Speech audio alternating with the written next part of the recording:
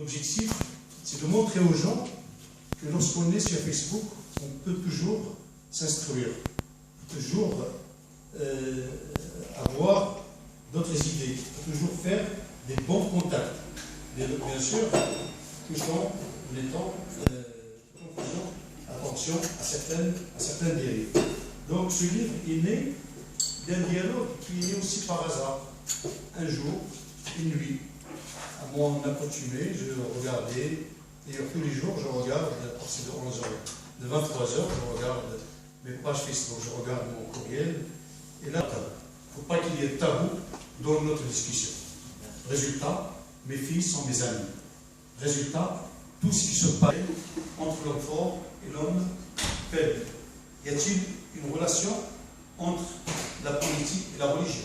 Y a-t-il une relation entre la religion et la liberté? Y a-t-il aussi une relation entre les interdits et la relation? Et chaque fois, on procède au débat, on donne des exemples, soit de son vécu, soit du mien. Donc, le doute du dogme est-il considéré comme outrage par le gardien de la foi? C'est une question qu'on avait posée, qu'on avait discutée. Et la discorde venait du fait religieux que nous séparait de temps en temps. Donc, un terrain d'entente, pourtant un terrain d'entente est instauré, et un compromis a été décidé, basé sur le respect de la vie de chacun de nous. Nous avons conclu que la vérité est une valeur suscitée d'une manière positive à la controverse, de mensonges notifiés par les hommes politiques et des fois les hommes religieux, basés sur le détour de la vérité, et qui crée le désarroi.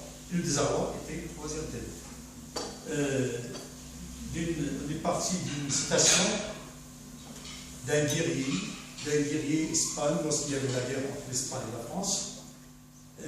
C'était il a marqué l'histoire de la guerre concernant les lois. Dans ce moment, on avait commencé à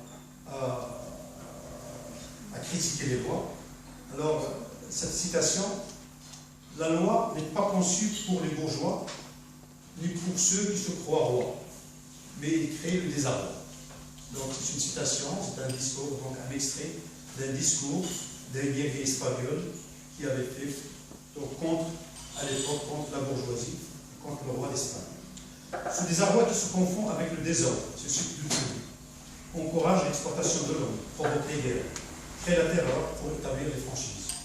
Ainsi, le désespoir et le risque sont des ingrédients de désarroi, qui sur le plan psychologique provoquent la tristesse, le malheur, touche les émotions, torture l'amour, trahit l'amitié et fait naître les obstacles, et ces obstacles qui touchent à la confiance. Et la confiance, c'était notre quatrième thème qu'on avait discuté. Donc on est parti en discutant de la confiance. Ce qu'on aime, il faut aimer ce qu'on aime. Donc moi, j'ai toujours adopté cet adage, d'ailleurs je lui dis, je l'écris, et je suis resté en paix. Je suis resté en paix avec moi-même, je suis resté en paix avec ma famille, je suis resté en paix avec mes amis, avec mes collègues, et avec tout ce qui m'entourait. Donc, c'est un adage qui a beaucoup de répercussions positives sur la vie de la personne. La question que se pose, est-ce que l'amour est un acte volontaire qui s'éclipse avec le temps, qui s'amorce avec le contact? Et là, en tant que chercheur en sciences humaines, on avait fait de la recherche, est-ce que les Marocains vivent la vie du couple ou vivent la vie d'amour? Est-ce qu'on se marie par amour? Est-ce qu'on vit la vie amoureuse ou bien une vie de couple? Alors le constat fait que malheureusement, au début, il y a un mariage d'amour, dans la majeure partie des cas. Mais ce mariage d'amour, cette vie d'amour, elle est très réduite. Et d'une année, avec le temps, elle s'amorce. Si au bout de 2 ans, 3 ans, c'est une recherche que nous avons menée, si au bout de 2 ans, 3 ans, cette vie de couple ne ramène pas avec elle un bébé, un enfant, pour être une attache commune du mari et de la femme, la vie du couple, la vie d'amour, il disparaît. Mais la valeur de toutes les choses. Mais un homme de succès ne connaît que les choses qui ont une valeur. Pour apprendre la différence entre les verbes être et les verbes avoir, et nos anciens maîtres, ce qu'on appelle après les instituteurs, nous on les appelait les maîtres, alors ils nous disaient, un homme de valeur réside dans ce qu'il est. Il soulignait le verbe être resté et non dans ce qu'il a. Il soulignait aussi le verbe avoir, troisième personne singulier. Et là, c'est un homme de valeur. Sur du respect, les deux aspects, soit professeur étudiant, soit entre deux amis, il doit y avoir du respect, il doit y avoir de l'expression, donc ça n'a pas de différence pour moi, ça n'a pas de différence. On parle de tout, et depuis le début, on a tout laissé, donc tous les tabous ont été battus, donc aujourd'hui, nous sommes deux amis ou un étudiant professeur, je les respecte, il me respecte. Bien sûr, je le dois beaucoup de respect. Donc, ça reste un professeur et pas n'importe quel professeur. C'est M. Saïd. Merci.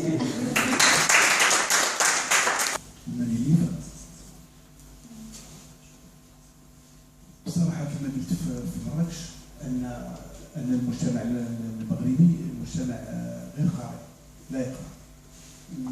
المبادرة ديالكم ربما غتكون نواة ديال أننا نخلقوا واحد المجتمع اللي هو غير يقرا. صعيب أن نخلق مجتمع قارئ، ولكن على الأقل نديروا لك البدر في البوان الأول باش نبداو وانتم بديتوا فيها. كنتمنى أنها تعلم وتعمل الأكل ديالها. عجبني الديالوج، الحوار بين الأستاذ والتلميذ، الأستاذ الطالب. مزيان اننا نكسروا لك الجدار ديال الاستاذيه والمدى. غير المطابو واش فعلا كسرناه في هذا لو ديالوج، يعني هذه العلاقه اللي بيناتكم واش فعلا كسرنا الجدار ديال المطابو. علاش سولت بالضبط هذا السؤال؟ لان nous avons des tabous sur le plan religieux, nous avons des tabous sur le plan culturel, nous avons des tabous sur le plan social. Donc, et là, le tabou, je peux le mettre entre guillemets, ce sont les interdits. Alors les interdits, il y a énormément d'interdits. L'interdit de discuter, l'interdit de faire, l'interdit d'agir, l'interdit de mettre, l'interdit, il y a énormément d'interdits. Bien sûr, on a discuté des tabous, on a essayé d'éliminer certains tabous. Il y avait de l'autre côté un respect obligatoire, et c'est un respect, on l'a incarné en nous. Et là, c'était les années 70, les années de liberté. Et le voyage était quelque chose, nos parents qui étaient des illettrés, dans la majeure partie des cas, qui nous poussaient à voyager. La fille rurale qui venait en ville, et qu'il n'y avait pas de différence entre une fille qui vient du monde rural et une fille qui vient du monde citadin, du monde urbain. Donc il y avait tendance d'égalité de sexe. Donc il y avait cette tendance que malheureusement, d'une façon ou d'une autre, on a vu, et là parmi les tabous qu'on ne discutait pas, on a vu la régression du rôle de la femme dans la société. Au nombre peut-être, on a vu le nombre de femmes qui travaillent beaucoup plus que pendant les années 70, mais sur le plan social, on a constaté qu'il y a une régression. Et malheureusement, c'est un état d'esprit et qu'on avait discuté. Donc je ne sais pas si Ashraf pouvait ajouter quelque chose sur...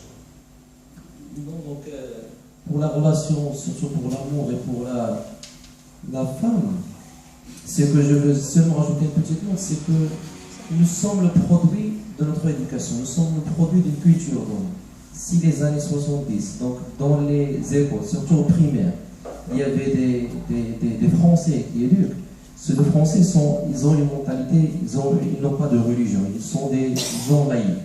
Donc ils inculquent aux étudiants ce que la fille qui est assise à côté de vous, c'est votre sœur.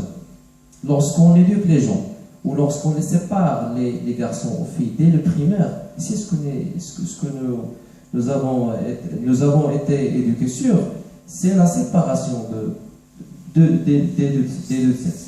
Et donc, c'est normal que ça va se répercuter sur les jeunes, notamment ma génération. Donc, c'est normal qu'aujourd'hui, il y aura des harcèlements, des violations lors des voyages communs, et bien sûr, les filles vont craindre, et aussi bien les hommes parfois. Donc, je dis bien que c'est le produit d'une éducation et d'une politique qui est nationale. Voilà, merci. De signature de dialogue sporadique. Si vous êtes intéressé encore plus à découvrir le monsieur Mohamed Achraf et monsieur Saïd Zraq à travers leur discours, vous êtes les bienvenus. Merci beaucoup.